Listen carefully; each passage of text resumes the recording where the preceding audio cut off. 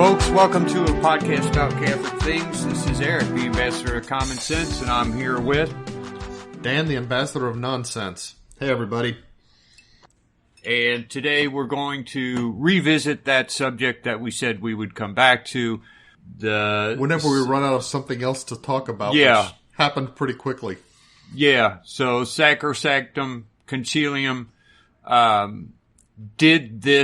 is this what gave us the current English Mass? I was gonna talk about the number of the beast and this whole vaccine thing, because people are talking about it more and more. But, oh, really? They're correlating those? Oh, no, yeah, I'm just here. The I mean, infrastructure. Yeah, okay. Well, let's make that our topic next week. Okay, but that means we have to do real work, because it's like... Yeah, can't be off the cuff. The thing is, like, maybe 20 years ago, I probably would have been able to talk about it. But, I don't know, 20 years ago, we were into things like that, or at least I was. Like, things like the 3 days of darkness and all that. Mm-hmm. And I just suddenly became... in very prepper circles. Yeah. So back then. It was always on my tongue, but now I've gone a different direction. So now I don't want to just talk about it. I need to actually look up some stuff and find out, find some real references before we talk about it. But instead we're going to go back to the English Mass, the Novus Ordo, Paul VI Mass, and discuss whether or not that's really the fruit of Vatican II, which is obvious. We've been arguing that it's not. Last time we talked, we just went over the introduction of the document, and we found nothing wrong in the document. We did see some things that if somebody were to interpret it wrongly, then it could cause problems. But the document itself, there's nothing wrong in here so far that we've been able to find. Yep. And so we're going to continue today. When you go to this, paragraphs 5 and 6 are pretty long, and it's kind of more of the same in terms of preparing for what they want to say. You're still not in the meat and potatoes by then. In fact, the title, this particular declaration is broken up into chapters, and then the chapters have numbered sections, and then, as is common in church documents, there's paragraphs. The paragraphs are just numbered consecutively throughout the whole document. So when you get to section 2, section 3, the paragraph numbers don't restart at 1 or anything like that. Right. I'm just saying this for anybody who hasn't read church documents before. This is what to expect. But the title of chapter 1 is General Principles for the Restoration and Promotion of the Sacred Liturgy, which you think, okay, that's, since this is the declaration on the Sacred Liturgy, that's pretty germane, kind of getting into the meat there. But the first section of that is the nature of the Sacred Liturgy and its importance in the life of the Church, which you can just tell from the title, you're going to get a lot more of introductory material, but they're going to go into a little bit more depth with this introductory material. Nonetheless, there are a few nuggets of thought that are worth calling out of there to sort of set aside so that we can keep them in mind later when we're looking at and examining the specific recommendations and how they do or don't seem to apply in the way that the Mass was actually reformed. Yeah. So let's let me start some of the early paragraphs, because I've got some things that I want to pull out from these early paragraphs to sort of lay some foundation. I'm not going to read them verbatim. Just make sure to mention which paragraph you're talking individual about. Lines. Yeah. Okay, so one of the things, there's a theme that develops here, and I'm going to read a few, well, I'll just tell you what the theme is. the theme that is developing here is that the Sacred Liturgy, or the Mass, and actually all the sacraments, but especially the Mass, when it is done here on earth, it's the work of the Church as the bride of Christ rather than the work of the individual priests who are, specifically saying the words. And this starts right in paragraph 5, towards the end. In fact, the end of paragraph 5, it kind of gives a description of how the gospel relates to the Old Testament and the place of the gospel coming into the world through Jesus Christ. And it ends with, it's talking about how the work of God primarily is accomplished through the passion and death, resurrection, and ascension of Christ.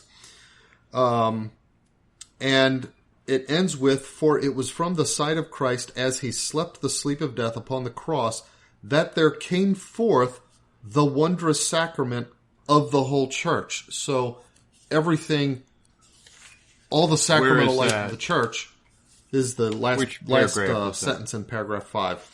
I say paragraph 5, but often they break. Rendering this in English, they break what was originally a paragraph into separate, multiple paragraphs sometimes. So it might be considered Latin, like 7 or 8. Right, exactly. But you got to look at the numbers at the beginning of the paragraph in order to figure out where we are. What we're talking about, exactly. So you could say it's the sentence right before paragraph 6. Yeah, there you go. So then it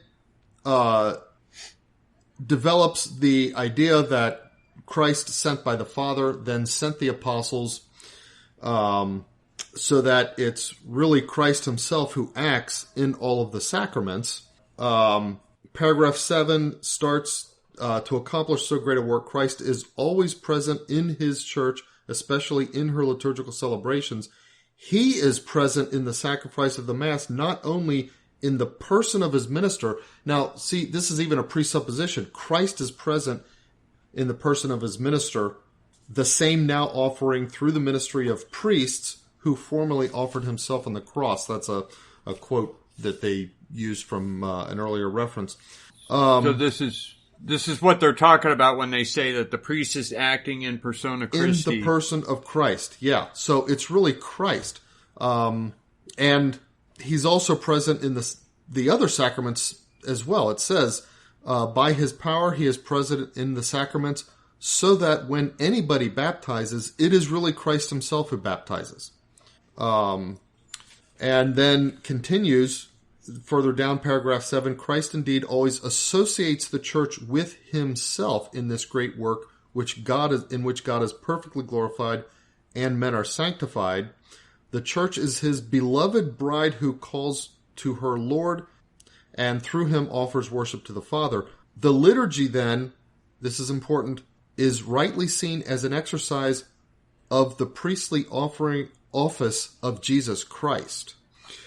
And that's a theme that develops a little bit more as these paragraphs go on, that it's Christ's priesthood, Christ's action that matters here. And the church, as the bride of Christ, is acting through that bridal unity with him when she offers the sacraments, or when she, confers the sacraments, offers the Mass, prays the liturgies. And therefore, these liturgical actions are a work and an act of the entire church, not just individual priests.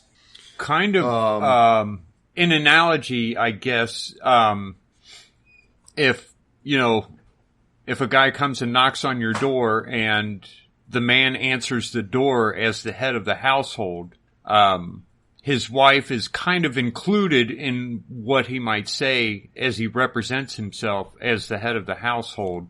Right. I don't know why I brought up a man knocking on the door. I'm just saying, when a man acts as the head of his family, his wife acts with him when they act as, when he takes that office of I mean, if he goes camping with the boys or something like that, that's not it. But when he acts as the head of the family, she is included in that. The same way the bride of Christ, the body of the church, is included with what Jesus does, and it's in his priestly office. Right. And let's see, then moving on a little bit. We go all the way down to it seems like this is kind of repeated several times. Chapter 9 makes an important point that is exactly what we said last time we talked about this. Yeah. The Sacred Liturgy does not exhaust the entire activity of the church. Here's the important part. Before men can come to the liturgy, they must be called to faith and conversion. How then are they to be called? How then are they to call upon him in whom they have not believed? And how are they to believe in him of whom they have not heard? And how are they to hear without a preacher? And how are men to preach unless they are sent? So the point is that it doesn't start with the Mass. The Mass isn't the beginning of the journey of converting the world. The Mass is the end of the journey of converting the world. We are called to go out and preach. In fact, get other men ready for the Mass. Therefore, this is interesting. The church announces the good tidings of salvation to those who do not believe. We're supposed to tell those who don't believe, hey, this is what to believe, so that all men may know the one true God and Jesus Christ whom he has sent. And this is something we don't hear from the modern church, and may be converted from their ways doing penance. They got to change. It's not a preach the message so that everybody understands it and then can go on with their life. It's not preach the message so that everybody can come to good feelings about the fact that they're saved and go on living as they're living. Right here, this is just introductory stuff. You've got to change. The part of understanding the place of the liturgy is understanding this idea of conversion. It's funny that the way it's written, you can tell that the men who wrote it took it for granted that everybody already knows this. They're just pointing it out before they get into it. This is just like, let's remember, go through this is how it is. Mm-hmm. And it's weird that this whole section just got lost when we've got priests who are in the Amazon among pagans, not priests only, bishops, who have gone 20 years without baptizing a single person. Yeah. There's right here. It's something so wrong with that. Paragraph 9 of Sacrosanctum Concilium, Vatican II, those bishops are not fulfilling their mission, that for which they are sent. And that's what the word missa, that's what the word mass means. And it's taken for granted that if they're not Catholic and they don't believe, then their ways are wrong and they have to convert from them and they have to do penance for doing them. Yeah. Yep. So it's can't get around that. And like you just said, it's not like this is something being, I don't know, revealed in this document. This is just like covering old ground that was understood in the church for 2,000 years since the time of the apostles. It's just kind of using it as a build-up to say, okay, and now here's what we propose to do with the Mass because of all this. Yeah, and so this is what we're supposed to do. This is how we're supposed to act, and kind of expanding again on what we went through last week. We get the power to do that from the Mass. In chapter 10. It looks like chapter 11, but in chapter 10, it says the liturgy in its turn moves the faithful, filled with the paschal sacraments. In other words, having received the body and blood of Christ, to be in holiness, it prays that they may hold fast in their lives to what they grasp by their faith. In other words, they can practice what they've been hearing about. Mm-hmm. And the renewal of the Eucharist of the covenant between the Lord and man draws the faithful into the compelling love of Christ and sets them on fire. So we go to Mass, we receive the Eucharist, we're on fire. And the liturgy, therefore, especially from the Eucharist, as from a font, grace is poured forth upon us. And the sanctification of men in Christ and the glorification of God, to which all other activities of the church are directed as toward their end. So it is achieved in the most efficacious possible way. So it's everything points to the Eucharist. That's where everything leads. In other words, that's the pinnacle, not the starting point. Yeah, we don't get men to go to church. In a way, it's the pinnacle of one's, the directedness of one's individual spiritual life. The Eucharist is, the summit of the participation in the life of the church. It's also the source of the church's calling to individuals to conversion. So it's interiorly the source within the church for those who are already faithful of their mission to go out and convert more people. And it's the final place, the final destination of those whom we're trying to convert to come back to come into the church. If we were going to compare it to a meal, and it is a meal, and it is compared to a meal, but in a meal, we get together to nourish our bodies so that we can go out and do what we have to do in life. But it's not just nourishment, it's also it is a place of celebration, because there's a certain joy in eating good food, and there's joy in receiving the gift that God gives us there. Yeah, it's not just a meal, it's a feast. Right. That concept, and that concept comes up a couple times in the scripture. It does come up. In addition to, directly stated in Revelation as the wedding supper of the Lamb. The thing is, you have to remember that's... See, I don't know if you would call it an analogy, because it kind of is, but it is an actual feast. It's just, it's a spiritual feast. I think analogy and metaphor are too weak. I think it's as a mystical reality, it is the wedding feast of the Lamb. But the problem is you can't put that above the sacrifice, like a lot of priests have done. It's everybody come together for this big meal. And it's like, well, wait a minute. This is more than a meal. No, it's the, it's not a meal in the sense of all of us, we got together for good times together. It's the wedding feast and the wedding of the Lamb. Because it's that which unites Christ with his church. Yeah. Now we start to a feast, but more of a ceremonial sense of a feast. Everything through chapter 10 kind of sets up what we've been just talking about. It shifts a little bit in chapter 11, but in order that the liturgy may be able to produce its full effects, it's necessary that the faithful come to it with proper dispositions, that their minds should be attuned to the voices, and they should cooperate with divine grace, lest they receive it in vain.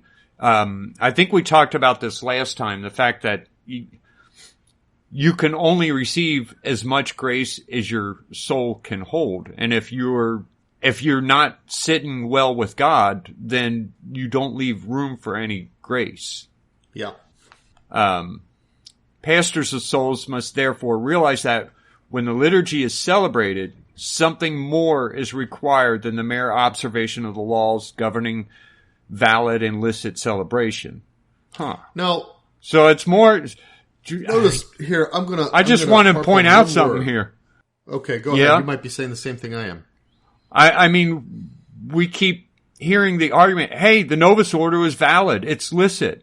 And according to this, there's something more needed than that.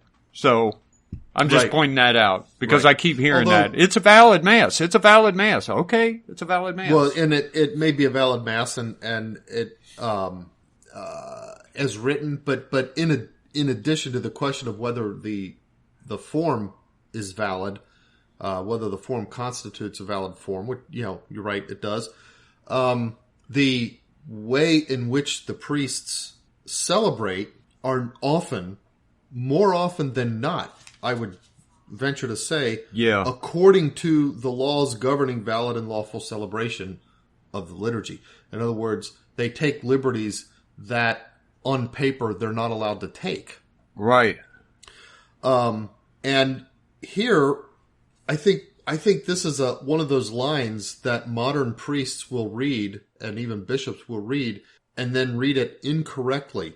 And so I'm gonna reread that sentence. Pastors of souls must therefore realize that when the liturgy is celebrated, something more is required than the laws governing valid and lawful celebration. I'm going to focus on that word "more." It's not saying something different is required. It's saying something more in addition to. You've got to start with following the book, doing it by the book, being exact about how you celebrate Mass, and then building on that, you have to train the faithful in order to understand what you're doing. And that's what this paragraph is saying. That's exactly one of these things that somebody was like, well, see, you need more than just the laws governing valid lawful celebration, and they'll treat that as the laws aren't that important. Right. So yeah, that's true. They mistake that word "more." Mm-hmm. It's their duty also to ensure that the faithful take part fully aware of what they're doing, actively engaged in the rite, and enriched by its effects. I don't know how a pastor would make sure that they're enriched by its effects, but the only thing, all you can do is again, actively make sure engaged and disposed to receive the graces. Right. Because enrichment, of course, if you're not performing the rite correctly, then then they wouldn't be enriched by its effects. Everybody anyway. Yeah. It's, I don't know. I mean, paragraph 12. We don't need to cover that much. Right. But I did want to say that. I mean, from the start, what we've been doing is saying this is what they're saying. Now they're saying this at a time when I wasn't alive. I don't know. I had not been to a Mass pre-1974. My first Mass was 1974. So I don't know what existed before that. So apparently people weren't very engaged in the rite. But, and maybe this is what it insinuates, is that people weren't engaged and they weren't taking part fully aware of what was going on. I can take them at their word. I don't know. But I do know one thing. When I go to the Latin Mass, those people are engaged. And when I go to the Novus Ordo, those people are not engaged. That's right. At a Novus Ordo, it's a coin toss whether any individual there understands what's going on. Right. Yeah. In 13, we got, it's not real clear here to me what they're talking about. Popular devotions of the Christian people are to be highly commended, provided they accord with the laws and norms of the Church, above all when they are ordered by the apostolic see. Devotions proper to individual churches also have a special dignity if they are undertaken by mandate of the bishops according to customs or books lawfully approved. But these devotions should be so drawn up that they harmonize with the liturgical seasons, according to the Sacred Liturgy, are in some fashion derived from it, and lead the people to it. Okay, since, in fact, the liturgy, by its very nature, far surpasses any of them. So are they talking 12, about... It's kind of a follow-on to paragraph 12. So paragraph 12 is saying, okay, we realize that the Mass isn't the entirety of the spiritual life of a Christian. You've got a personal individual prayer life. You know, you go to your bedroom, Okay. shut your door, pray in secret. Plus, you also, it's a good thing to get together with others and pray even outside of the settings of Mass. And Okay. sometimes these can lead to popular devotions that are somewhat regimented, that, you know, you've got some kind of ritual of a popular devotion that may grow up or may be established within certain dioceses or whatever. And those devotions should be drawn up in a way that they dovetail with the liturgy, both in terms of being appropriate as how they're expressed during the various liturgical seasons. For example, you would not have some kind of high celebratory solemn devotion of, you know, some local nature or character during Lent. And, you know, instead, you know, that's when you're going to do your penitential devotions. Likewise, you would not have a popular penitential devotion during the season of Easter, during Paschaltide. Okay. So Yeah. that's and then of course the idea is that these devotions should be done in such a way, not only in terms of the liturgical seasons, but also the Mass itself, that they in some way orient people back towards the Mass as the source for the efficacy of these popular devotions anyway. Yeah.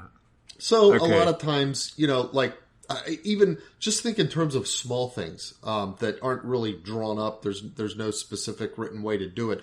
But how often is, you know, you're like at the abortion clinic, you know, to pick one example on Auburn Avenue in Cincinnati. Sometimes there's a rosary march, and often, if I'm not mistaken, it'll start at a Catholic church, be preceded by Mass, and then they march the rosary to the abortion clinic. That's an example on a much less formal level of, I think, the kind of thing that they're talking about. Yeah. I would point something out here, because we grew up in the pro-life movement, and when we were growing up, it was mostly run by Protestants. And there was a lot of yelling and getting arrested and flyers and stuff like that. There was aside from this happening, there was a group of Catholics, kind of a minority in the movement, who would gather usually towards the end of all the other protesting, a group of Catholics, often headed by a guy named Brother Joe. I don't know his last name. You know what? I used to, and I don't know it either. Really? I know that funeral mass too. They really wanted to find out if they could, you know, put a cause for sainthood for him, but he would lead the rosary, and they'd say the rosary, and then that's it, and then it was over. That's what he did. That's what he did every week. You know, someday we got to have a show about Brother Joe and about his opposite, Joe Martin. Oh. Who was he was so much the opposite. He was like John the Baptist, and it was weird watching them work, because they were both very faithful to the rosary. They were both very faithful Catholics, both very devout, and both very active in the pro-life movement in that sense. But anyway, over the years, the laws changed so that if you're going to get arrested for this, you're going to probably do some time. And most of the people who were in the movement had families. Mm-hmm. So, not to say that you have to get arrested. It's just that the thrill of being in a movement kind of ended, and it became, there were groups of people who stood on the sidewalk, and as women approached the clinic, they would just try to talk to them. There was that, and then there was the Catholics, who sometimes the same people, but every Saturday they gathered there for the rosary, never getting any help from the church itself. I think one year I remember the bishop of Cincinnati, this was Pilarchik at the time, came down to say the rosary with us. It was a great big deal, and it's like, okay. Why isn't he there every weekend? Thanks. Yeah. Why come or at least send one of your priests. Promoting it all the time? That's the thing. Okay, why isn't he telling people about it? Other than that, you got the feeling he was embarrassed about it. Yeah. So we could all kiss his ring that one time, and then he leaves again, and that's the last we see of him. But anyway, Brother Joe continued this, and there'd be 5 to 15 people showing up weekly to do this.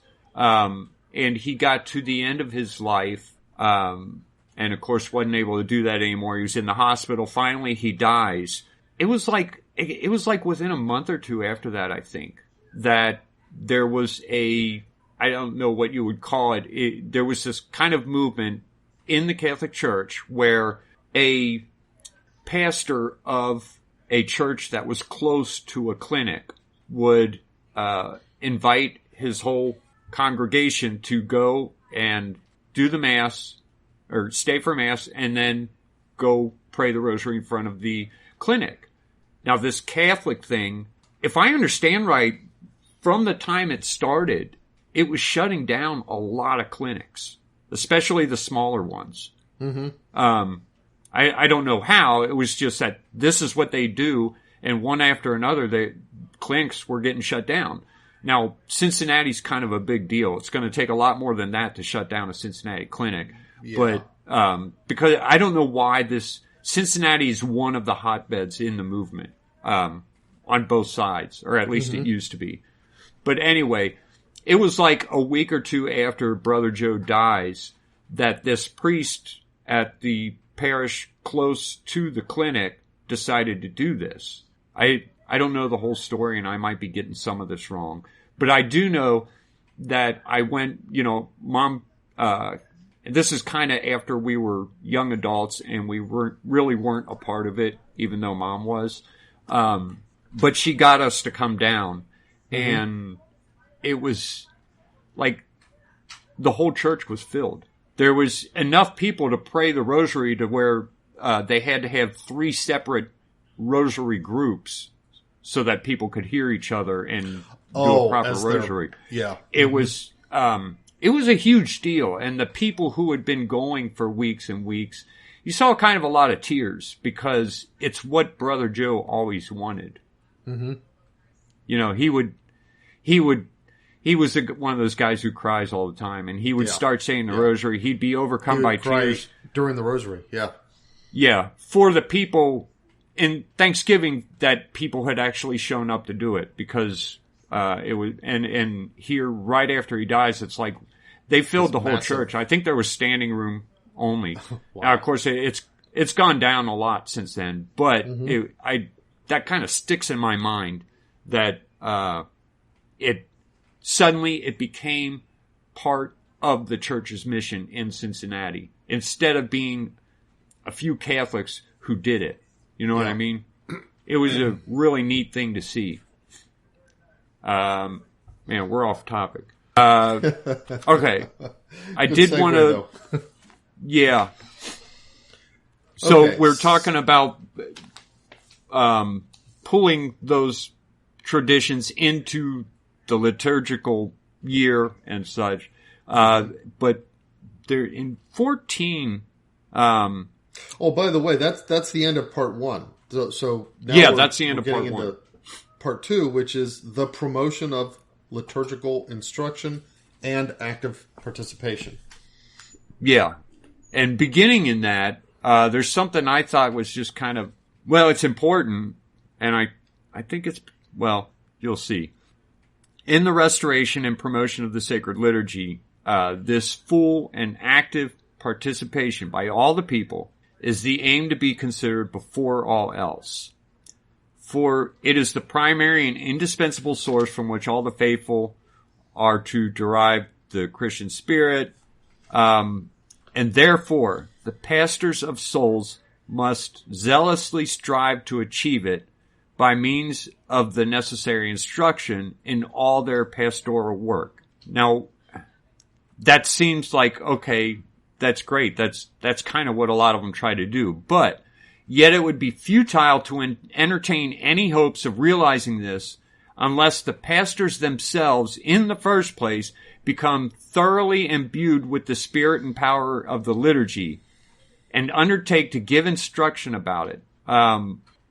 A prime need, therefore, is that attention be directed first of all to the liturgical instruction of the clergy. Okay, so So here it is. They're talking about in terms of reform, and that's why it's not just promotion of active participation. They're talking about promotion of liturgical instruction, but that's why they put that up front. That, you know, they say, hey, look, you don't want the blind leading the blind. Yeah. The priests have to be trained on the liturgical realities so that they can then, in turn, train and instruct the faithful. So that the faithful can actively, which this active doesn't mean physical movement. It's intentional, mental, contemplative, and so forth. They can actively participate in it, by which they mean understanding what's going on and attend to it and intentionally unite themselves with the ministry of the priest. That's what active participation is. But in order for the priest to train the faithful to do that, the priests themselves have to be trained, and the council right up front here is recognizing that fact, and because of that, it's then saying, hey, therefore, these are the things that we are saying should be enacted. Yeah, and then they the have thing is, they go into the different go into specifics. But it's just, it's like Vatican II was it's like that's when they decided to stop training priests. It's exactly at this point where it stopped happening because, sorry, I know so many priests who, I don't want to say they know very little. Maybe they just don't talk about the things they know. I don't know. But there are little things like in the rubrics of the Mass, things like the chalice. It has to be something that can't be shattered, correct? That's always been the case. Yeah, it has so you got to have metal. It has to be a precious metal. You know, it can't be wood or anything porous like that because, you know, then the precious blood can soak into it. And it's not supposed to be glass. It has to be precious metal. Right. Or clay. Clay even would be poor. I guess if it's glazed, maybe, but I don't even think it's supposed to be glazed clay. You're saying it can't be clay. Glass or clay or anything like that. Yeah, I don't think it can be clay either because it shatters. I remember that, this is before 2011 when they came out with the retranslation of stuff. But I remember being told this by someone I was a young teenager. So I know this was the case for a long time. And I know I'd go to all kinds of masses where I see them all using glass or crystal chalices, and I'm just thinking, you guys aren't supposed to do that. Are they ignoring it or what? At one of my parishes that I was going to, they always had this row of 15 chalices because we got to, even though there's only 20 people at Mass, everybody's going to either be. It ends up being where all the people who are attending also pass out the Eucharist, and it's like it was ridiculous. At some point. But they'd have this long line of crystal chalices, and when the 2011 retranslation came out and the new rubrics were given to us, the priest there changed them all to metal. I'm pointing that out because he must have obviously he didn't know. Yeah, he didn't know something. Why wasn't he told that in his formation?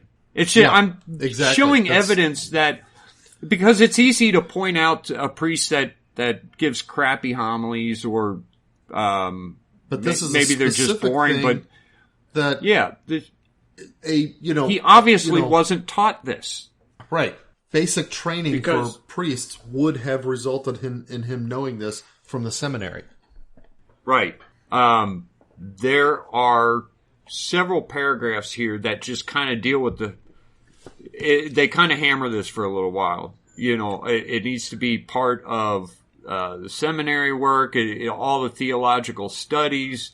All of this should have special attention given to the Mass. And all of this is about priestly training.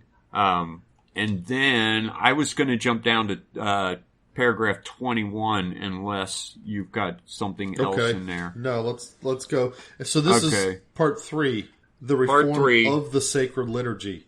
And here they're going to get into some subparts, A, B, C, that kind of thing. Right.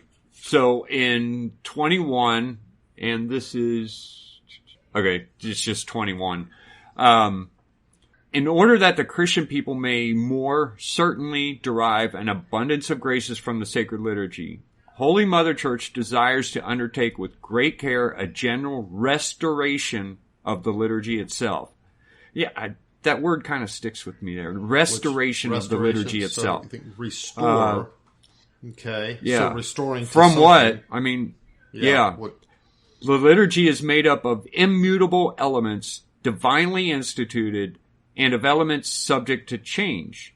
These not only may, but ought to be changed with the passage of time if they have suffered from the intrusion of anything out of harmony with the inner nature of the liturgy, or have become unsuited to it. When you look at the old rite and compare it to the new rite, is there anything in the new rite that they ever published that goes through the changes and say, this is why we changed it? Because here it's saying that they should be changed if they suffered from the intrusion of anything out of harmony. Yeah. So you would think that you take the Mass and you have parts of it that you say, leave these alone, highlight those green. They're going to stay as is. Leave them alone. They shouldn't be changed. Now, the thing is, they don't even talk about parts as in like textual parts because what are they called? They say there are some unchangeable elements. So, for example, an unchangeable element is the fact that you have to have a consecration. All right. Right. So we'll put a consecration. So but even accounting for that, you would think that all of the things that are different, there would have been some kind of justification. Okay, we're removing this because it came about from this historical process and is no longer applicable because of this. And we're changing the way this is done because it's more suited to modern realities for these reasons, or something like that. For every single element that they changed, you'd think that there would be an explanation there. But they didn't do that. Yeah. There's nothing. They just made up a new one out of whole cloth almost. Hold on. For example, the prayers at the foot of the altar. Mm-hmm. That was just completely taken out. With no explanation? As far as I'm aware. I'm looking for the prayer because I don't have a missal here in front of me because I keep them in my car. Oh. If you've never been to a Latin Mass, you wouldn't know this. But before they even start, they make the sign of the cross and they start going through through Psalm 42. I will go into the altar of God, to God who giveth joy to my youth. And it's the way this is phrased kind of, it always got to me because it starts out by saying, judge me, O God, and distinguish my cause from the nation that is not holy. So in other words, you're telling God that I'm keeping your rules and other people aren't. And then at the same time, you're asking God's forgiveness. And it's the way it's set up here to where you're at the foot of the altar and you're saying, okay, I'm here to praise you. Judge me as one of your servants. And then it goes right into, I confess to Almighty God. Yeah, the Confiteor. And it goes, and it's not, it's a little bit more than the English Mass, but, I always thought this was a strikingly beautiful part of the Mass. Mm-hmm. And it's one of the things that really bother me. Why would they take this out? I can't think of any reason to take this out.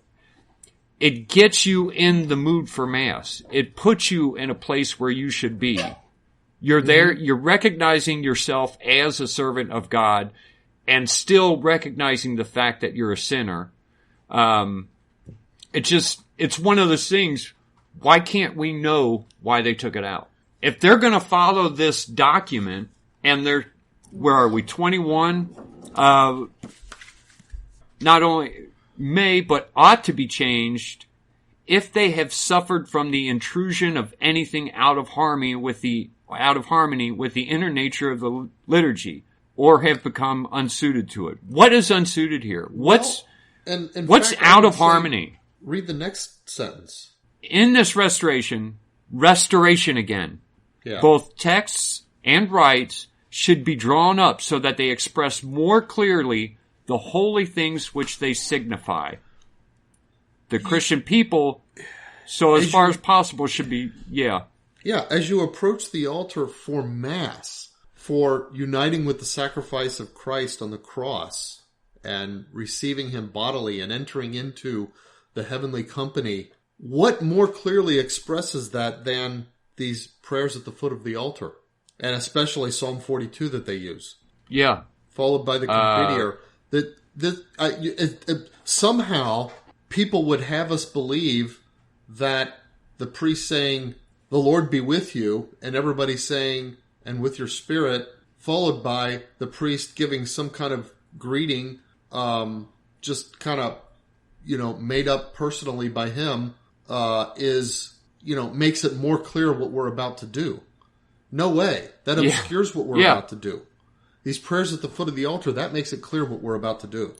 Yeah, it does. It sets it up so that this is serious stuff. I will go unto the altar of God, to God who giveth joy to my youth. And I've always loved this line here. I will praise thee upon the harp, O God, my God. Why are you sad, O my soul? And why do you disquiet me? Hope in God, for I will yet praise Him. How could you take that out? What is out of harmony here? It's the perfect opening for a Mass to me. And I don't, that's to say that the English Mass we got came from this document. Yeah. Mm-hmm.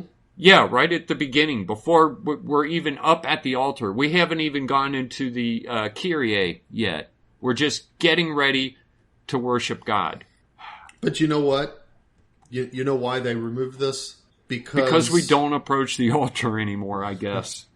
No, it's because Protestants are offended by the Catholic belief that the physical earthly altar that we approach for Mass, it shares a mystical identity with the heavenly altar in Revelation. That this truly is the altar of my God right here in front of me. Protestants object to that. Yeah. That's why this was removed. We can say the psalm, but it just has to be, spiritual and abstract and thinking towards our time in heaven. We can't believe that this psalm is applicable right here when we're standing there before the altar at Mass. Right. So when we say things like, "Send forth thy light and thy truth, they have led me and brought me unto thy holy hill and into thy tabernacles."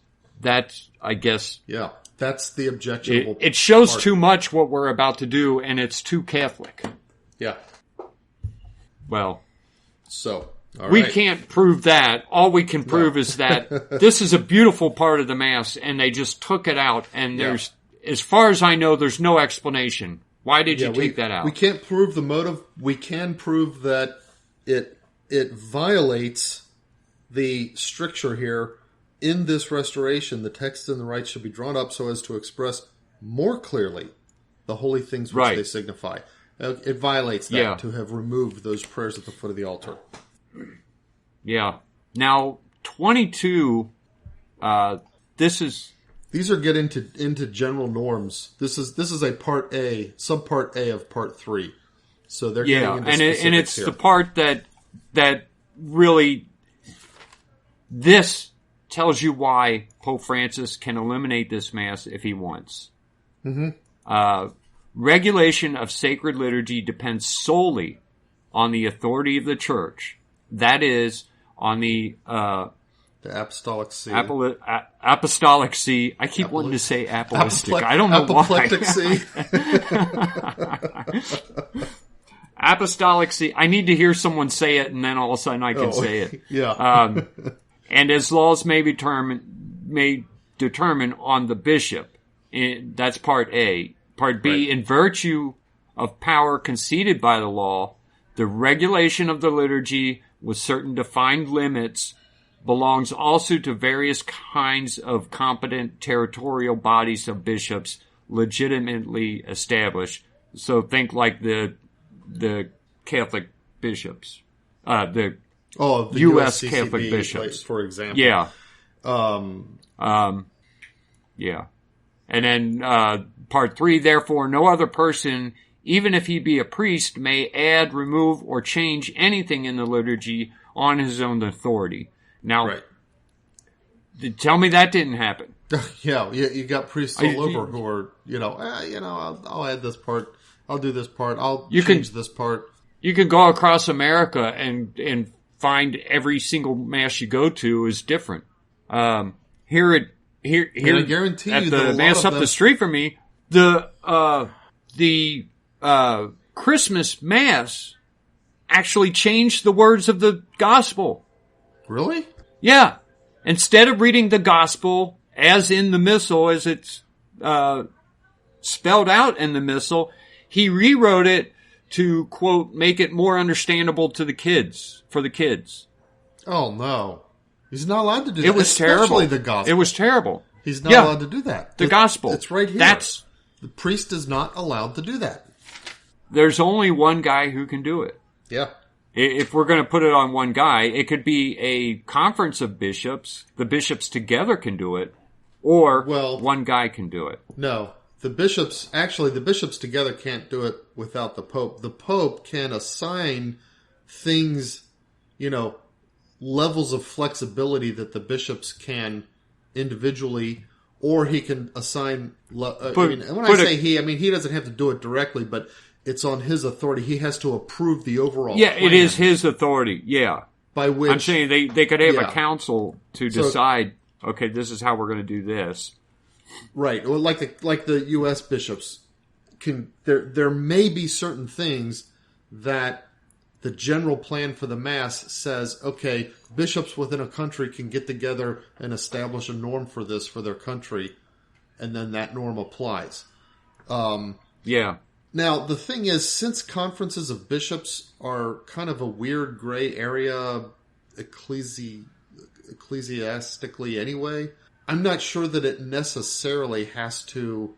I'm not sure that they're authoritative. So they can get together, but it's more like when the states get together in the United States and they come up with a uniform codification of, say, driving rules. Each state has its own driving rules. Yeah. And any given state has the right to say, we're going to make our rules completely different from the rest of y'all. But they don't. They get together, they decide for the benefit of commerce and traveling and all that kind of stuff to have pretty much the same rules from state to state. Well, bishops' conferences can get together and say, okay, let's just agree to all do this within our diocese, and then they could do that. But I think each bishop still has the authority within those areas of flexibility allowed from the Pope to make his individual decisions regarding the Mass. Okay. Here's kind of an example. All right. And I think it's an example of a abuse of this. I can't think of the word. This concept. Remember when they were running around redoing all the churches and taking the tabernacles and putting them wherever in a corner, put them over to behind the side a wall, or out whatever, in a separate room or whatever. Yeah. Okay, so in the instruction from the Vatican, it says that the tabernacle should be placed in. How did it put it? Behind the altar, I think. Is this because the altar changed? Is this in Sacrosanctum Concilium, or are you reading a different document or a different? No, I'm talking about a different document. Oh, okay. It's where to document. put. Yeah, it's where to put the tabernacle, and it mentions putting it kind of central to the altar area. Okay. Or especially for larger churches, in a side altar. That's how it's worded. Or in a side altar is how it's worded. But it's still got to be with an altar. Right. Not just off to the side of the altar. Now, in I guess the U.S. bishops that would be when interpreted that, and they added the word or niche. Oh. In a side altar or niche. Now, where did they get the authority to add that? Do they have the authority to add that? No. That shouldn't have been. That's the justification that all these pastors had in changing our churches and shoving our tabernacles back into these corners. Yeah. No, I'll tell you what. The intention originally might have been meant to further clarify, but so. Think of like a church like St. Martin's. You've got the main altar, and then there were, I don't think they have them there quite the same way anymore, but there were two side altars. There were full altars on each side. And so you had those kind of wings within the nave. People could be at one altar or another. You could have 3 masses going on at that church. Now, other churches, like the cathedral downtown, are huge, and then there's a whole... It's almost like a chapel, like you go to a certain part, like towards the front of the church, and then you maybe pass through a door, or it's like just off to the side and open through, and then it's a separate chapel with its own altar, where you might have, if you have a much smaller congregation, you could say Mass there. And usually that's where the daily Mass is said. Right. That is called a niche. Yeah. And that is the kind of thing that was intended, even though they shouldn't have even modified the document anyway. But when they said or niches, that's what they meant. If your church isn't large enough to have one of those, that niche thing doesn't even apply to you. Right. So, completely taking... I don't even know what documents these were. Yeah. I remember this because when they said that... and this was terrible. St. Martin's collected a bunch of money for the beautification of they're going to restore a bunch of stuff, redo the pews. They're going to paint the statues, do a whole lot of stuff. And this was like not only did people or something, wasn't it? Yeah. Not only did people give them a lot of money, but a lot of people endowed money for this reason. Bequeathed them. But the priest had actually promised everyone that we would not move the tabernacle. That was part of his promise to get money.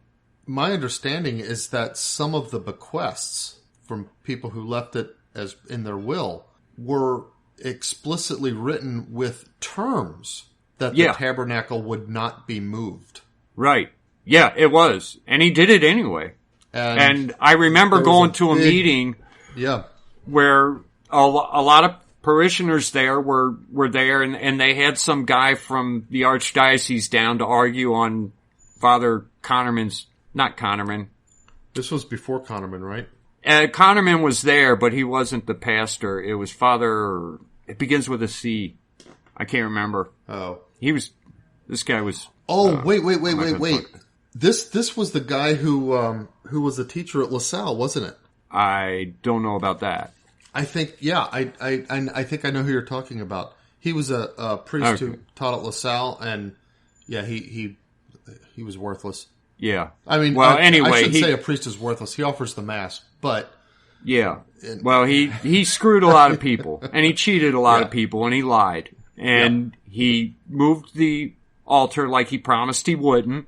He installed a great big bathtub in the back, but anyway, they had a guy there arguing on his behalf with all of us parishioners who were angry that he had stolen this money from a bunch of people, and this is the argument that came up. The guy said, "No, this is what it says we have to do," and he read it, and it said "and niche," and a parishioner there brought up the fact that that was from the USCCB, not from the Vatican. What came from the Vatican did not have niche; it said "in a side altar." Mm-hmm. That's how I know that. Okay, yeah, that's. And like I said, even if you accept niche, that's referring to a side chapel, a whole separate chapel with its own altar, not just you know what? It might say chapel. I might be getting the word wrong. It might be chapel instead of altar. That it actually says. Oh, okay. A side I'm saying altar because it might say side chapel. Yeah, but that's normally what those giant churches do. Now all the little ones said, "Well, we're gonna get the Eucharist out of here, get it out of the way, so we can really pay attention to this table." Why was this priest and the archdiocese backing him up? This is where you got to wonder what kind of satanic forces are operating in the church. Why were they so adamant to move the tabernacle from the center? And St. Martin's is a big church, don't get me wrong, but it's not a huge church like the cathedral or something like that. Cathedral. It's not. It's one of those where you could go into the church, you can go up to the front, sit in one of the first few pews if the church is empty, and kneel down and gaze at the tabernacle and engage in private adoration. Yeah, and it doesn't feel like you're small so disconnected. It's not. Yeah, it's small enough to give you a sense of intimacy when you're praying there. Yeah, especially with all the other decorations and all the other statues and just the general look of the church gives you that feeling. So you really got to wonder why so adamant to move the tabernacle. How can you see that's that not just anything... St. Martin's. It was many all over churches. the country. But especially in St. Martin's case, when the parishioners were obviously so upset about it, and so the archdiocese is coming down to sell it and to say, "Yep, this is what we're going to do, and here's why we can do it." How can you see that as not in some way diabolical? I mean, it's not just a disagreement about style. There was something diabolical going on there. And there's no way to read this otherwise. Yeah, and it's when, we talked last week about, or the week before, is it, am I going nuts? Is it really that bad? And then I see things like that. Yeah, it's every bit that bad. It really did get that bad, yeah. Now, they've got the tabernacle back in the center, don't they? No. It's in the side. It's on the side. There's the old tabernacle's still there, but that's not where they put the Eucharist. It's off to the side. Oh, they've got a tabernacle there, but they don't keep the host there? Right. Well, that's stupid. I mean, maybe it's not there. Maybe they filled it in with something, but the way it used to be, you can imagine them saying a Tridentine Mass there at that tabernacle. That's how it's designed. But that's not where they're keeping the Eucharist. I see. They have this little side spot and two chairs and two kneelers next to it. Yeah. Like you have to get that close to the Eucharist to pray to it. Like that's even stupid. Yeah. Yeah. So, I did want to talk a little bit about 23 because there's a few bombs in that. Yeah. That sound tradition may be retained. In other words, so in the interest of holding on to our traditions, and yet the way remain open to legitimate progress, careful investigation is always to be made into each part of the liturgy which is to be revised. This investigation should be theological, historical, pastoral. Also, the general laws governing the structure and meaning of the liturgy must be studied in conjunction with the experience derived from the recent liturgical reforms and from the indults conceded to various places. I guess what they're saying is you're looking at kind of local things and paying attention to it. Yeah, and like the reforms, like didn't John the 23rd introduce the like where the people also pray Psalm 40, the prayers at the foot of the altar. Yeah, with the priests, some things like that. Looking at how does that affect parishes, and does it get people more attentive to the mass and that kind of stuff. Okay. As far as indults granted to various places, that would be like special permissions for something. I don't know what kind of indults they might be talking about there. Yeah. But the next finally, there must is go ahead. Interesting. Yeah. Finally, there must be no innovations unless the good of the church genuinely and certainly requires them. And care must be taken that any new forms adopted should in some way grow organically from forms already existing. As far as possible, notable differences between the rites used in adjacent regions must be carefully avoided. Well, they threw that out the window, didn't they? That last part was, I don't know why I read that last part. That was weird. Yeah, notable differences between the rites used in adjacent regions. Is that what they... Because, that's just this hanging paragraph there. That doesn't really that's weird. Go with the rest of the... It's like, okay, this region uses the Byzantine rite, and the region adjacent to it uses the Roman rite. That should be avoided. I'm not sure I'm not sure how that paragraph is supposed to apply. If they're talking about between Mexico and America, one's going to be in Spanish, one's going to be in English. So how can you avoid that? Well, not according to this, because we haven't gotten to anything here that suggests that we're still using vernacular. Yeah, okay. Or that we're using vernacular. But I'm just thinking that even assuming it's all in Latin, if Mexico is mainly using, Maronite rite or something like that, or Chaldean or whatever, and the United States is using the Roman rite, I'm not sure how that paragraph is meant to be applied. I don't know what. Yeah. I don't know what they're addressing there.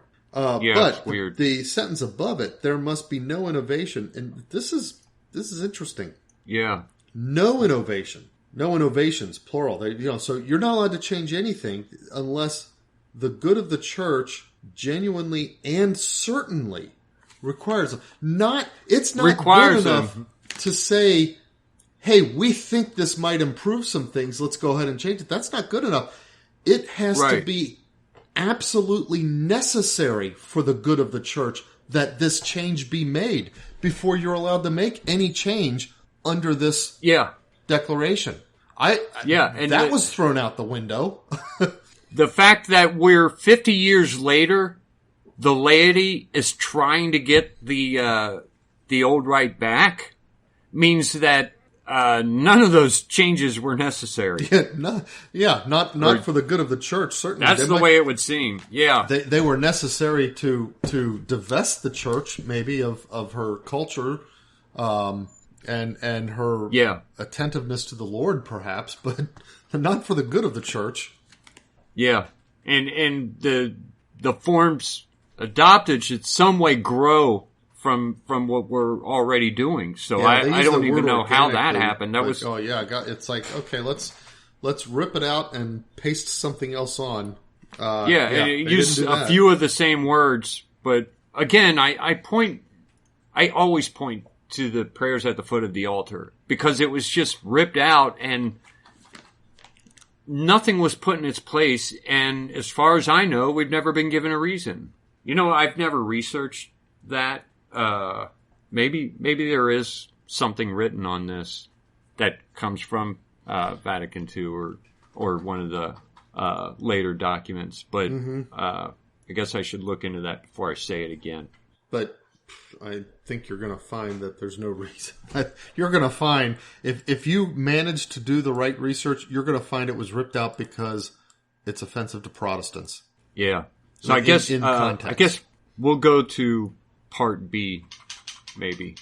So in paragraph 24, Sacred Scripture. Okay, yeah, it starts talking Sacred about Scripture. This is, I don't know. This is something that I don't know. Scripture is the greatest importance in the celebration of the liturgy. For it is from Scripture that lessons are read and explained in the homily, and psalms are sung, the prayers, collects, and liturgical songs are scriptural in their inspiration and their force. And it is from the Scriptures that actions and signs derive their meaning. Thus, to achieve restoration, progress, and adaptation of the sacred liturgy, it is essential to promote that warm and living love for Scripture, to which the venerable tradition of both Eastern and Western rites gives testimony. Okay, so that's true. There's a lot of the prayers of the Mass, even the Old Mass, of course of the Old Mass, that are scriptural either directly or in their inspiration. The more that most of it's just reading Scripture. Yeah, I know. The more that you are aware of Scripture, the more, if you've read the entire Bible, maybe a couple times, whatever, the more you're going to see that in the Mass, and you're going to appreciate it not only for its place in the Mass and its context there, but then also the context within Scripture for that particular reading and what that means for the Mass. So they're just saying that, hey, because so much of the Mass is scriptural, you've got to promote a love of Scripture among the faithful as part of restoring them, as part of these, whatever it is whatever else you do, you've got to get the faithful to love Scripture because Scripture is used, extensively in the Mass. And it makes sense that it would be. So I think that's all that means. Yeah. Now the interpretation of that is that it should be done in the vernacular. Oh. Because how are we to know what the Scripture is if it's being said in Latin instead of in English? What good is it? But here's the problem with that. People have had comes English, at a Latin time missiles forever, or French Latin, and or this, German Latin, or whatever. Vatican II is coming at a time when illiteracy is less and less common. All-time low within the world's history. Yeah, it's at a time when more and more people can read, which means they can read the Scripture and they can read the translation of the Mass. Yeah. I mean, there were times when people didn't have a translation. They still went and the Mass still helped people become holy somehow. Right. But now that we're all able to read it and translate it and know what the priest is saying up there, now we're going to change it so that everybody can hear what he's saying up there. That's the one part that, it's not wrong because it doesn't say this here and then immediately say that we should translate it. Right. But I think that's that the was source of the reason. Yeah, the desire or the decision that, we've got to do all this in vernacular. So the document itself is in no way wrong. Right. And it's, when I first started going to the Latin Mass, it was my feeling that it would have been neat if instead of ripping the Mass apart and putting together something that we call the Novus Ordo now, if they just translated it and said it in English. Oh, yeah. To me, that would have been the best possible outcome Now, I've kind of been more and more changing to where, no, I think it should be done in Latin and not in English. But at least the canon, yeah. Even if they were to change it so, like, maybe the readings are done in English or something like that, at least keep the canon in Latin. Which they usually are anyway. Yeah, they usually reread them. I don't know if that's always been the case, or they'll reread them at a Sunday Mass, but like on a daily Mass, they won't bother because they know people going to daily Mass, they have to get on to work and stuff like that, so they don't take the time, and that makes sense. And if you're going to a daily Mass, go to work. You probably have a missal that you're following, and you already know that's true, and you're reading it anyway. But that's the one stumbling block right here. Right. I think that we've come up on that it's like, okay, that could be easily translated into something that is arguable quite say, anyway. But yeah. Well, and then then there's paragraph chapter 25. Yeah, liturgical books are to be revised as soon as possible. Kind of like sticking there out of place. Yeah, it's like that other one in paragraph 23. Experts are to be employed in the task, and bishops are to be consulted from various parts of the world. Yeah, that's just weird. Wait, expert of what? And consulted on what? Why this paragraph 25 why this is hurry? Genuinely weird and out of place, and it's kind of a. I almost wonder whether there was some of these, like this document was drawn up, and then like during some of the last minute haggling and debates over it, and right before the final vote, there were some of these things that were just kind of shoehorned in by certain contingencies of bishops. Like, well, I want you to put this here if you're going to get our vote to approve the document, and so they're okay. We'll put it there. There's not. That's exactly the way I thought of it. It kind of feels like that, doesn't it? Like a non-germane clause added to a law or something like that. Like it was from a different person entirely. I don't know who did most of the writing on this, or if it was a group of men. But even when it's a group of men writing something, there's usually one guy who words it, and kind of pulls it all together. And but this has parts that don't look like that. Yeah, it's not even, well, I don't know what the Latin looks like. I only know the English translation. Well, yeah. It's even written in a different style. Kind of yeah. And it's not, it doesn't explain anything. It doesn't tell you why it should be as soon as possible. Yeah. It just says, this is what has to happen. This is what I want you guys to do. Blah. There. Okay. I don't know. Again, we've got our first real stumbling block here, where it's like it would be so easy to misinterpret this, or to use this as an excuse to do something that ends up being bad for the church. Yeah, because everything up until this point, we could say this definitely was not followed. But at this, we could say, okay, I guess you could say it was followed to a certain extent. Right. Yeah, there's some... the way it was followed was obviously harmful to the church because it just screwed everything up. I don't know. I'm thinking we'll quit there. Yep. Yeah, we got a good ways through. Of the third section of first part, 3. Or something like this.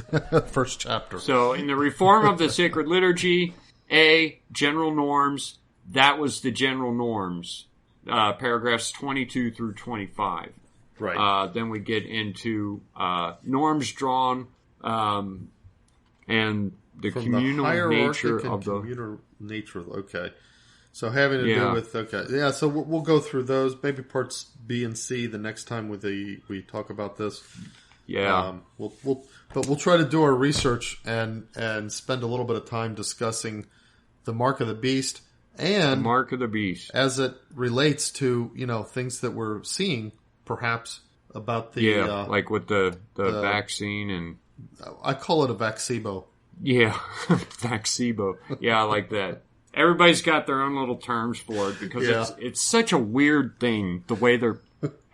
If they weren't doing what they're doing, I would never even anything's think up. of Okay, entertaining another the vaccine, idea that whatever. so what? Even if you don't agree with it, but they're pushing it so hard.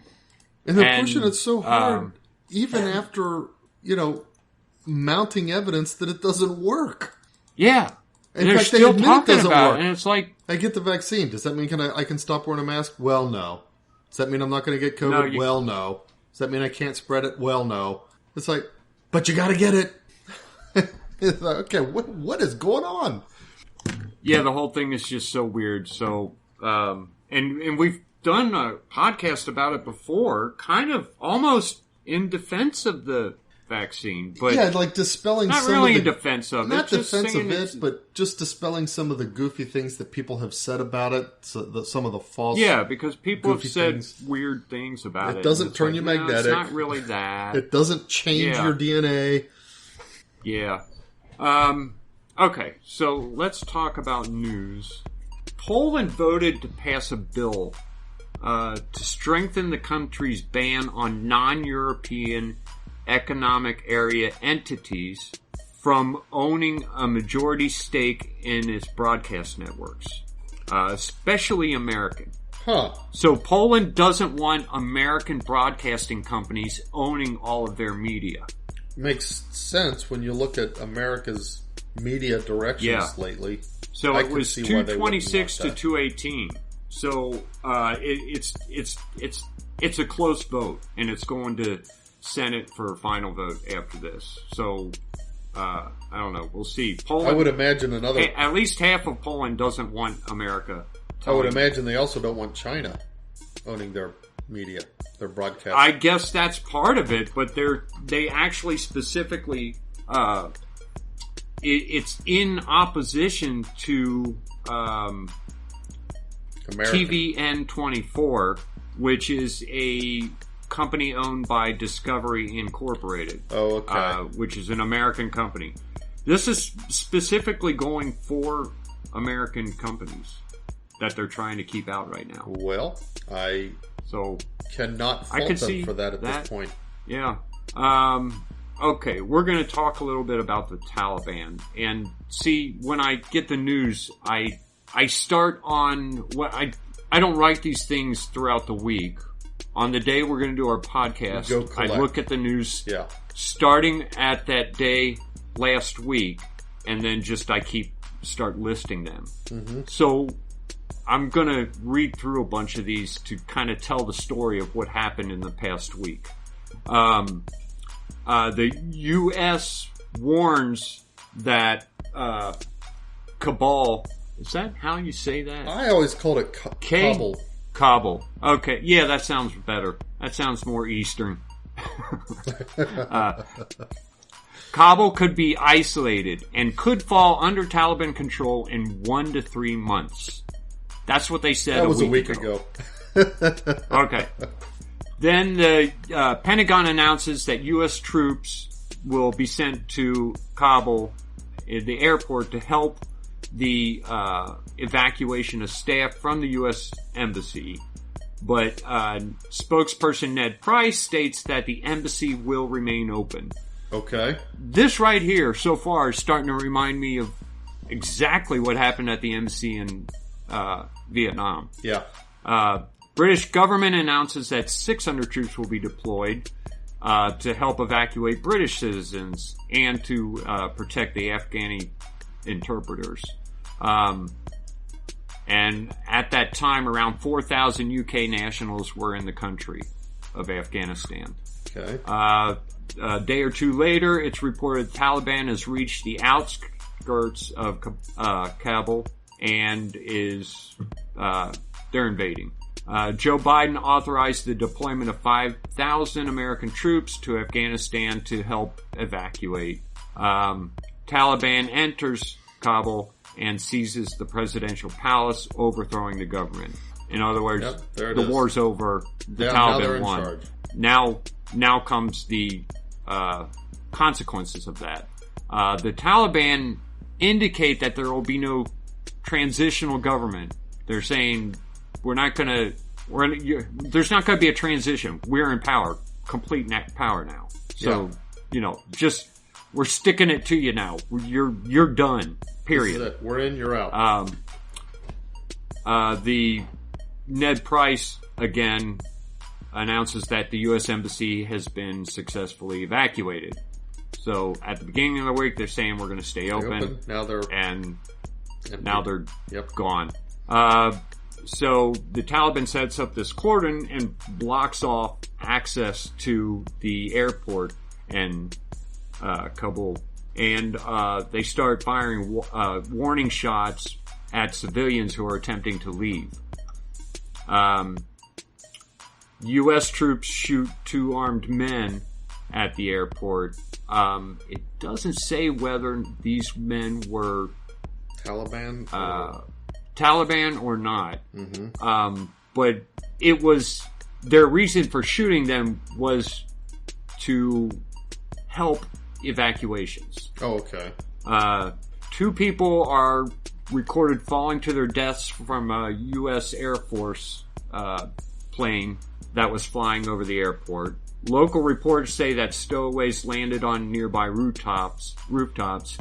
And in another incident, a jet runs over a couple people who were trying to cling to the landing gear as it was getting ready to take off. Wow. So, again, I mean, you could see films of Vietnam, people trying to get out of the embassy, falling to their deaths from planes that have been too overpacked. And there's that one where a couple people got a helicopter and were able to fly over to a aircraft carrier, land on that, but that's all they needed the helicopter for. So they shoved the helicopter into the ocean after landing it because they needed more room to land more people, and they had nothing to do with it. But just the fact that it's chaotic. Yeah. You know, Jake Sullivan, the U.S. National Security Advisor, says that the Taliban is prepared to provide safe passage to civilians who are attempting to leave Kabul. I sure doesn't sound like it. No. It's one of those. U.S. Defense Secretary, Lloyd Austin says that American troops will evacuate as many Americans and the Afghan interpreters as it can, but admits that the Pentagon lacks the capacity to do so. He announces that around 5,000 people have been evacuated.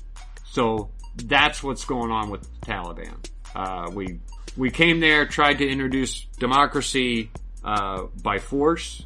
The Taliban, these radical Islam who had set up a dictatorship, went to the hills and just hid out for 20 years.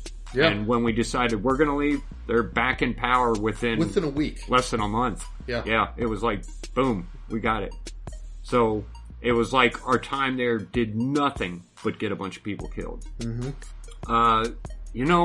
Another thing that seems to be going on all over is we talked about it a little bit last week. In some areas, we got these heat waves, which are causing fires everywhere. And at the same time, the other half of the world is having flash floods. Are we still getting some of that? Yeah, Turkey's northern regions has flash floods all over. 4 bridges have collapsed. 170 villages are without power. I don't see a number of deaths here, but there were a lot of deaths. This is in Turkey.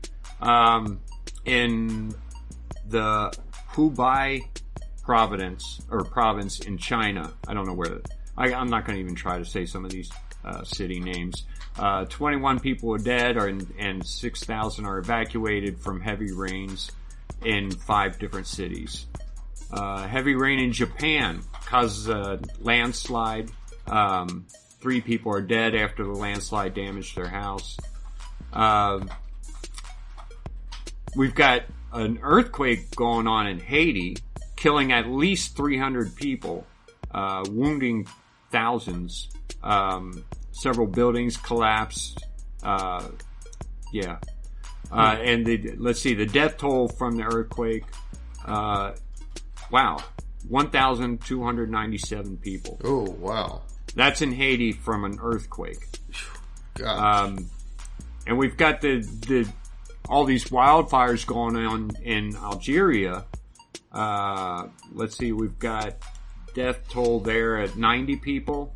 The president of Algeria announces that 22 people have been arrested for causing the wildfires. And I think there's like 69 wildfires. That's so weird. How would you... What do you got? People coming up claiming to have set fires? How are you arresting 22 people? Or are these people... I mean, are these camp areas? Like, United States, we have national forests, people camp out, stuff like that. But when you're in the middle of fighting a wildfire, how are you able to do the detective work to find that 22 people? Yeah. This is the kind of thing that happens in places like that. Yeah. It's...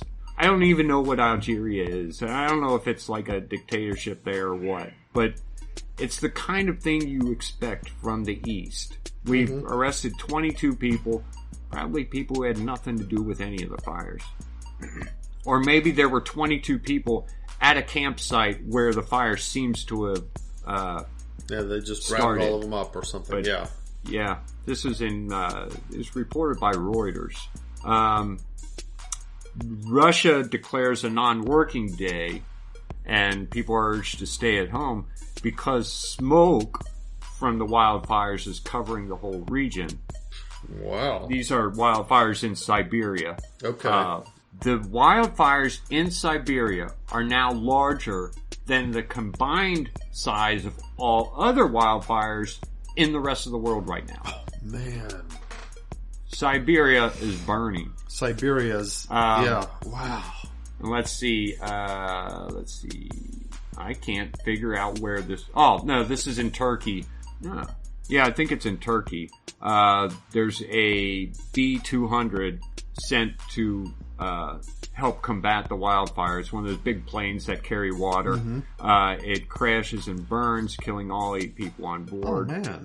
Yeah, 5 Russians and 3 Turkish. Oh, wow. So, I don't know. It's just, it's kind of, there's a lot of weird stuff. I mean, it's crazy. It's like half the world's on fire, the other half is underwater. It's flooding, yeah.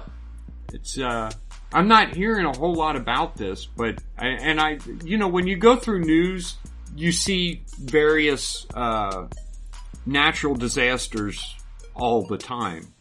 But it just seems like... Just a weird concentration. Just seems like it's now. It's just all across the world, and it's different things. We've got floods, wildfires, and heat waves. That's still going on. Some of them up to like 120 degrees, and earthquakes. Now, the earthquake in Haiti, to kill that, how big of an earthquake was that? 7.7. Okay, because Haiti is 7.2. Is like off the end. They're like just. That's like southwest of Cuba, island, right? Off the end of the Dominican Republic, and that's basically an earthquake at sea. Is there some kind of wasn't there some kind of wave? No tsunami warning has been issued. Okay, that's all it says. Okay, so that is a concern people would have, but apparently it's not an issue this time. Okay, yeah. Okay. New York State Assembly says that they will suspend impeachment investigations of outgoing Governor Andrew Cuomo. Because he's going out. Once he resigns on August 24th. So he's going to resign on August 24th, and then they'll suspend all the... I don't know. He's got something he wants. Is there a few a bill they want him to sign into law before he leaves or something? It's probably more of I got to get all my money together and get it all to the I need to shred some documents in other countries and stuff. Yeah, stuff like that. I think that's, but it, like we've been saying from the very start, the crime here is the murder of thousands of old people, not torture and murder of old people, not grabbing some girl's butt or whatever. Well, and Biden's going to make it worse nationwide. Do you hear he just... What's that? I might be stealing your thunder if you had this as one of your news stories, but I heard that he just announced that they're going to institute some nationwide policy that any nursing home at all, in order to be able to receive, what do they get? Medicare or Medicaid, whatever it is they get. Yeah. In order for them to be able to receive those federal funds for their patients, are going to have to require all of their staff and employees to be vaccinated. Oh, the more vaccines, yeah. So that, there's already a shortage of nursing staff. So now, how many of those people who work at nursing homes are going to decide, because there's plenty of people in the medical field who don't want to get the vaccine. Yeah.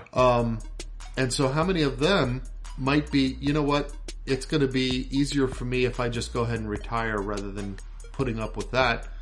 He's going to increase the shortage of nursing staff and turn nationwide nursing homes, especially in nursing homes, because they're already understaffed. Yeah, and they don't pay their people enough anyway. I don't even care about the nursing home. I think I don't know why it happened this way, but the nursing homes are really bad now, and it's at least they are in Cincinnati, all of them, and except for like one or two charity nursing homes. For example, I think I can never remember if it's Little Sisters of the Poor or the Sisters of Charity. One of those two runs a nursing home in Clifton that is very different from all the other nursing homes. But they don't pay their people enough, and so they get some good people, I guess, but they get a lot of people who are not good, and they don't take care of them. They don't take care of the old people there.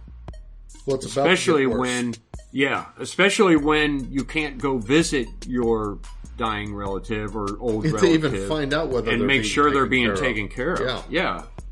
It's what they did with this lockdown is absolutely criminal. What Cuomo did was worse, but what DeWine did is also criminal. A lot of people died because of DeWine. Yeah. And he should go to jail over it, at least. But he's not going to, and oh well. Neither is Cuomo, I think.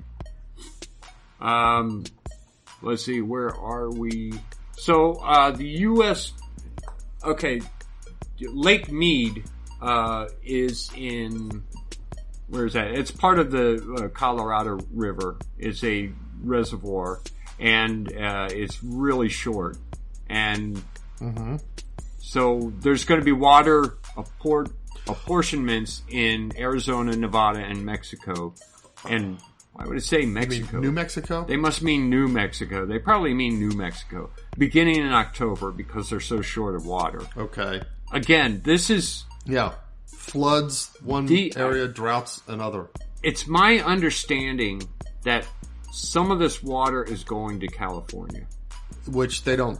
I might be wrong. They shouldn't be sending any of their water to California. Right. Once the water, California shouldn't get anything from anyone because they don't manage their forests. Yeah, and they don't dam the rivers. Nobody, and so they have. Yeah, they don't dam the rivers. They don't have their own water. Reservoirs. Nobody should be bailing them out.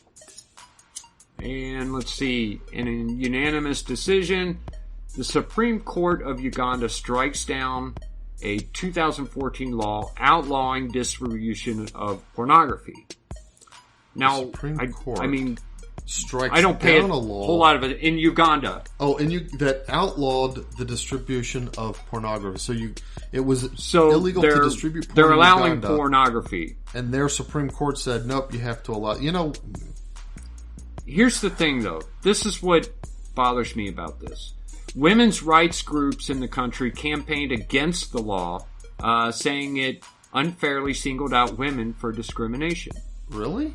That's why I think most women's rights groups are. I think they're diabolical. They're fronts for human trafficking. It sounds like. Really, women's rights groups are going to protest anti-pornography laws? Yeah, I mean, it's like, if you want women to be abducted and trafficked, promote pornography. Yeah. Okay. So, even if it's not human trafficking, the pornography itself, it's not fair to women to create this atmosphere of, turning them into objects. That doesn't help women at all. To promote the societal. I mean, that's the thing. It's like, that's. It just kind of stuck out to me as I was reading through stories. I don't pay a whole lot of attention to foreign laws and stuff like that, but this one is the fact that it's a women's rights groups in the country that are campaigning against the pornography. That's baloney. No women's rights groups, if they really are looking for women's rights, even if they're an evil women's rights group trying to support abortion, is still not going to support pornography. If they are supporting that, they're not a women. It's the exact opposite of what they say they are. Yeah. It's like the Catholics thing is, for abortion. I really believe that today, 40 years ago, I don't know, but today, if you went to most leftist associated cause group, left-leaning cause organizations that are, dedicated to a certain cause, and you really scratched the surface and investigated and dug down, I bet today that you would find that more than half of those such groups, organizations, whatever, actually promote through their various activities and through the various things that they support the opposite of what they claim to be for. Yeah. And this is one example. And it's becoming more and more obvious. They hide these things less and less lately. That's all the news I got. All right. Well, I have a few items on the nonsense list. Not all of them I only have 3. It's kind of been a slow news week for me. One of them was given to me by my son, Danny. He found this. So a bank robber, he had robbed a few banks, but he went into one particular bank and he was unable to complete the robbery because the note that he handed to the teller was so sloppily written that the teller couldn't read it. What? Put the money in the barg?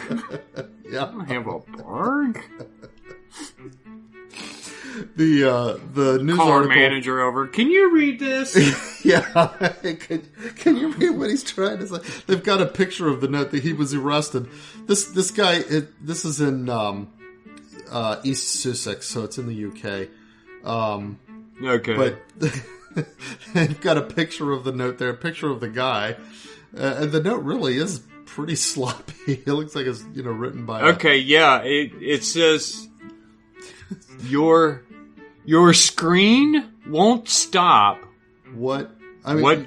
It's what? But something it doesn't look like what. Fought. What I've got. That's the thing. Like his eye looks like a. What a I've G. got. It looks like a backwards G or something, or a forwards G. I think what this is supposed to say is your scream won't stop what I've got. Maybe that's what he's trying to say there. Or something like that. Or maybe he's referring to COVID. I don't know. Just hand over the 10 degrees and the 20 degrees. And they're S's, but they're real small S's, and they look like 10 and 20 degrees. Think about the customer. Oh, and he's got an apostrophe error too. Think about the customers, but he has apostrophe. If you didn't know he was robbing the bank, you wouldn't be able to tell what this says. Well, yeah, you'd be like, I don't know what you're trying to say, dude. The Fox News article points out that it's kind of reminiscent of a scene from the 1969 comedy film Take the Money and Run. Has a bank robbery that goes wrong when the robbers argue with tellers, a vice president, and others about whether his stick-up note says gun or gub. I've never seen that movie. Now I want to go watch it. I've never seen it either. I have to look at it. Take the money and run. Okay, anyway. I've never robbed a bank. All right. One of those things that I just never got around to doing. Next one. It's not funny. It's just kind of interesting. If you go to Fox News, you'll be able to see a short video clip of lightning actually striking the Washington Monument. Huh. Up at the very top. That's interesting. What day was that? I'm looking at it says published 3 days ago. Okay, so they've got the little video that was posted on Twitter or something, and I guess it's just some a guy guy standing there filming with his phone. the monument, and he's like, wow. Oh, wow, there it is. Holy cow. That's Can you imagine being the one who caught it on film? I know. And it's such a good position to catch it on film. It's a really... So he's at the Lincoln very Memorial, lucky dude. looking across the reflecting pond to the Washington Monument, I think. Yeah. So... Yeah, wow. That's really something. That's incredible. I wonder if it did any damage. The article says that they don't know. Of course, I wonder, Washington. This is another place where there's been a lot of rain, isn't it? By the way. What's that? Oh, yeah? I wonder, is Washington still shut down? Oh. D.C.? Oh, good point. Like, remember, ever since Biden was elected, it's like, no more tourism, stuff like that. Yeah. That reminds me of the fact that the night that Pope Benedict XVI announced his retirement, lightning struck the Vatican. Oh, I don't remember that. I didn't remember it. Someone else told me about it, and then I looked it up, and yeah, you can get a video of that too. I'll try to remember to put a link to the video of the Vatican getting struck also. Okay. But someone was filming it, and it was that night, the night that Pope Benedict announced he would be retiring. I don't know. Seems like it says something. I don't know. Yeah. Well, capturing a lightning strike on film is always kind of cool anyway. But yeah, the Washington Monument. And if I always try to there, do that. Have you ever been able to? What's that? Oh, try to capture lightning? Have you ever been able to? Yeah. I haven't. Okay. Every time a storm approaches, I sit on my back porch and just kind of film the sky. Capture. And it's like, yeah, every now and then I stop for a second to do something, and it's right then that lightning strikes. Man, that would have been perfect. Daggone it. All right, what else? All right, my last one is just a link to a Google Earth spot that has been causing a little bit of a stir. If you load it, it takes a few seconds to load. But it's a space under a bridge where, having zoomed in, you can kind of see a weird... There's like a face-looking thing. It almost looks like a scully face with a mouth kind of a thing, like a mask or something. How did they get under... Oh, this is the little... Yeah, this was taken down from the street, but somehow if you zoom in, you see this, and it's got people freaked. Oh my, there's a clown hiding under the bridge.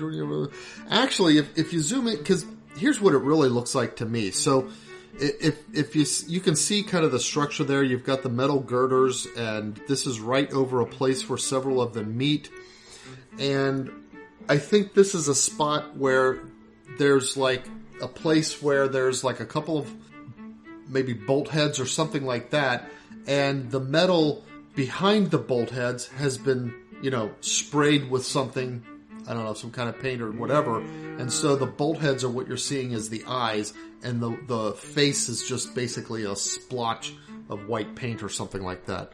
I think that's what it actually is. I don't know. You can't you can't get any other angle of it. You try to go forward and backwards a little bit, you lose it. But it's only at this one spot.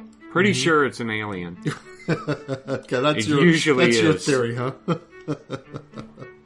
I think it was Google Earth. That doesn't make sense. There's one of these programs that somewhere in the eastern United States that has a similar map out of Mars. Oh, and you can go. And I don't know if it's Mars? something Google did or if this is part of NASA. But I remember at one time everybody was making a big deal because there was this giant face in the ground at Mars. Yeah, that's been there for a long time. That's before the internet. People knew about that. I mean, it's a weird set of land features that just happens to look like an odd face. Yeah, but you can see it by the whatever technology it was that was mapping out the face of Mars, and you could see it real well on that. But I know some people who swore up and down that this was structured and stuff like that, and people who sincerely believe that Mars is inhabited by some kind of civilization. Yeah, you meet all kinds of people. And they plan their campuses to look like faces from space. Yeah. So in case people from Earth see them, then they'll let them know that, hey, we're here, even though we hide. But yeah, when we send up probes and stuff, like the rover. All right. Well, that's all I've got. Like I said, it's been a slow news week. Do we have a saint for the week? Okay, sorry. I had to get some warm coffee before we go into our saint of the week. Saint Cajetan died in Naples, 1547. This was a guy who was born into a wealthy family, somewhat wealthy, but his mother was very dedicated to God, and as a child, she consecrated him to Our Lady, and he kind of lived this out throughout his life, and he often promoted the blue scapular, and he often preached about the Immaculate Conception, but he was very devoted to Mary.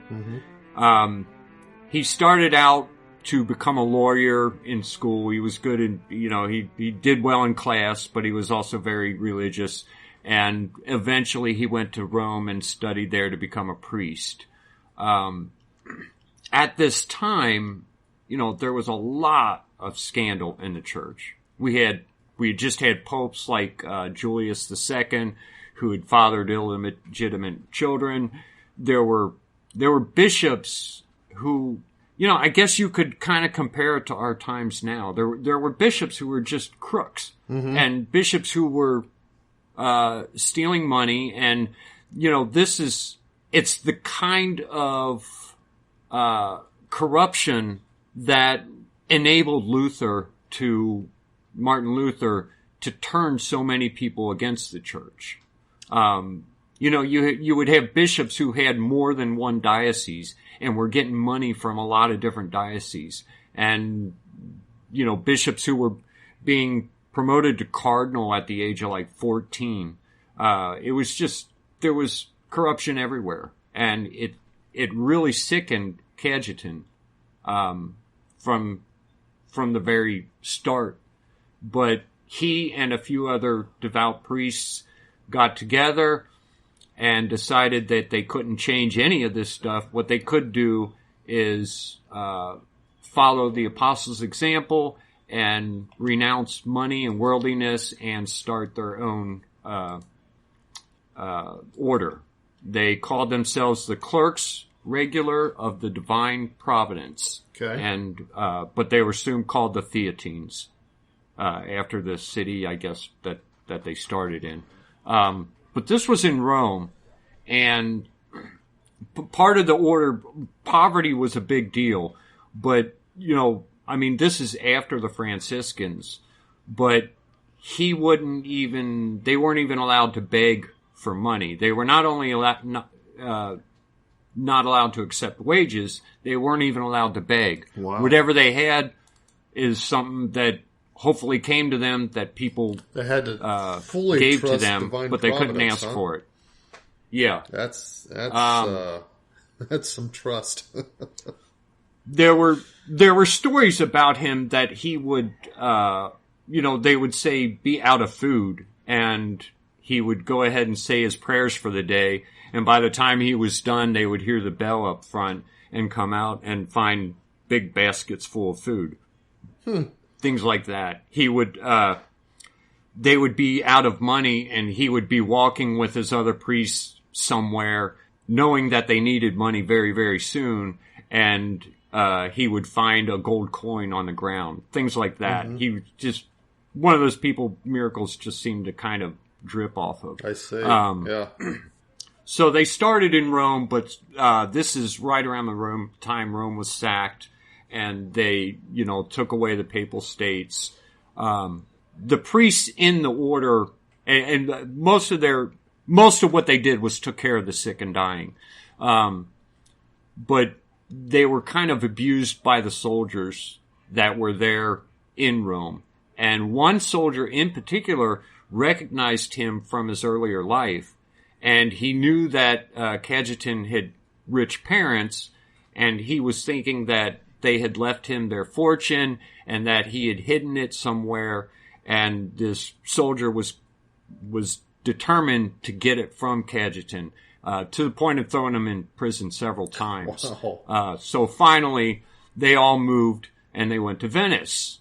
There again, they do work with the sick and dying, always trying to bring people to God and to fight heresy. There was one point at which Venice was kind of secretly infiltrated by Lutherans, and they had brought with them a bunch of books against the church. Cajetan witnessed a man named Bernardin Ochino preaching to people from a pulpit, and Cajetan could see the devil next to him whispering into his ear. So he went to work fighting this heresy brought on by the Lutherans, and the people in Venice liked Cajetan so much. Eventually, all of the books that they had brought with them were brought to him, where they burned them and, kicked out the Lutherans. And he did this in several cities, not just Venice, but he would, every time he heard that the Lutherans had gone somewhere, he would go and fight it. Very committed to the Catholic teachings. He was also big on helping the poor. He actually started a nonprofit bank that would cater to the poor and not charge high interest to the poor. This eventually became the Bank of Naples. Oh, okay. So, and of course, it was around this time that he moved to Naples. So he was in Rome, then Venice, and I think he went to a couple cities in between there, but eventually ended up in Naples. He wore a rough hair shirt around him. He would scourge himself daily. He often saw Mary and Jesus. There was one specific time when he was on his way to Christmas Mass, and he saw Mary taking care of the baby Jesus and put the baby Jesus in his arms. He was blessed with these kinds of things. He had a lot of miracles coming from him. There was a fellow priest there once who had a foot that was all gangrenous, and they were getting ready to amputate it. The day before the amputation, he came in and kissed the foot and rewrapped it. When they took the bandage off the next day, the foot was completely healed. He was at sea once, and there was a bad storm. It was kind of obvious they wouldn't get through it. He took his Agnus Dei. I guess you had a book with the Agnus Dei in it. I don't know. They said he took his Agnus Dei and threw it into the water. That's Lamb of God. I don't know what that means. I don't know what book that would be. Yeah, I don't know if if it's a series of prayers, or I'm sure he didn't take the Eucharist and throw it into the water. Yeah, no. But anyway, immediately the water was calm and they went home. So it was kind of like a Padre Pio type character. Here's the thing.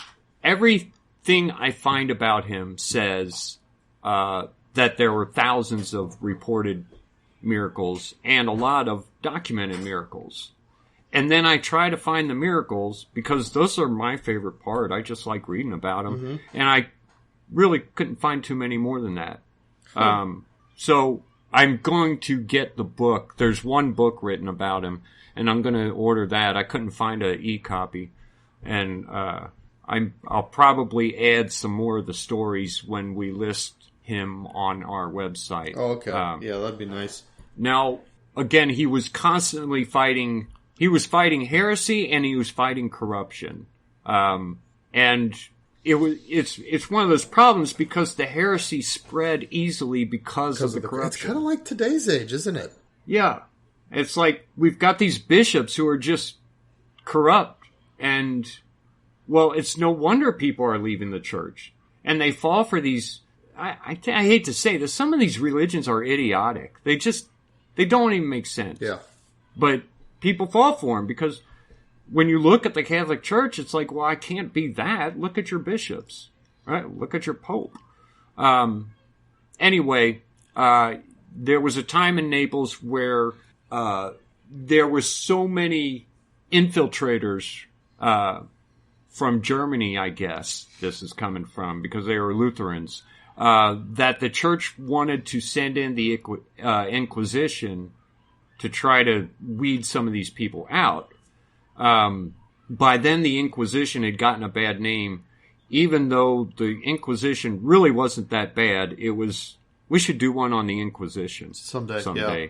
But the Inquisition was a way to keep the rulers from being too harsh on heretics. And or not from only people too harsh, just but accusing people from like just without evidence. Right. You know, the Inquisition was there to help, and they did a lot of good.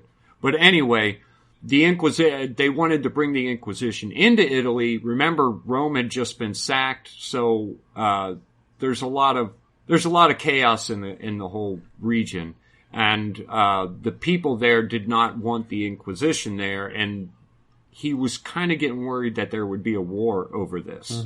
Mm-hmm. That's another thing, is that the Pope at the time had military commands. So he asked God to take his own life as a sacrifice to stop the turmoil.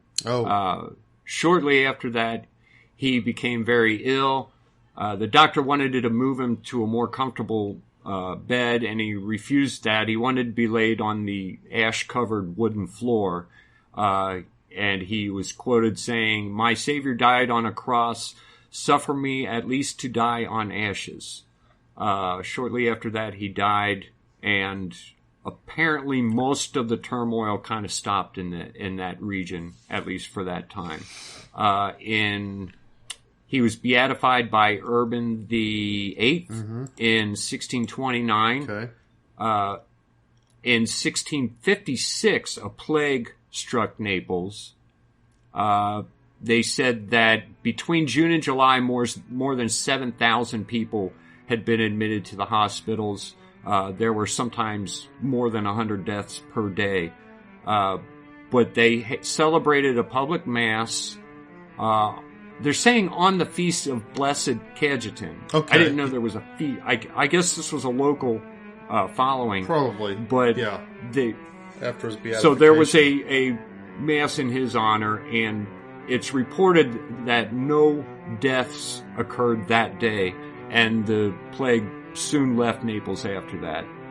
He was finally canonized by Clement X in 1671. And he is the...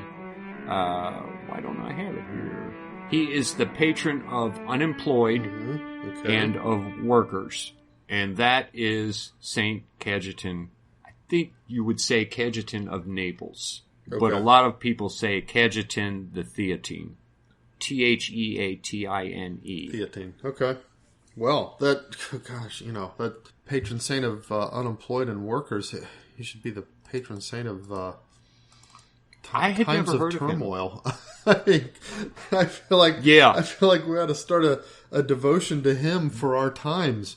Right. There were a couple other things that he was a patron of, but mostly it was the unemployed because he worked for the poor, Right. and tried to help the poor constantly. I thought I wrote this down, but I can't find it in my notes. Patronage. Oh, wow. Okay. He's patron of bankers, unemployed people, workers, gamblers, document controllers, and job seekers. And then several geographic locations like Albania, Italy, the Philippines, a couple other places. Document Brazil. controllers. Where does that come from? Yeah, that's weird. I wonder about Why things is there like a patron that. saint Like, of document controllers? Who What added is a that document in? controller? Yeah, I don't even know what that is.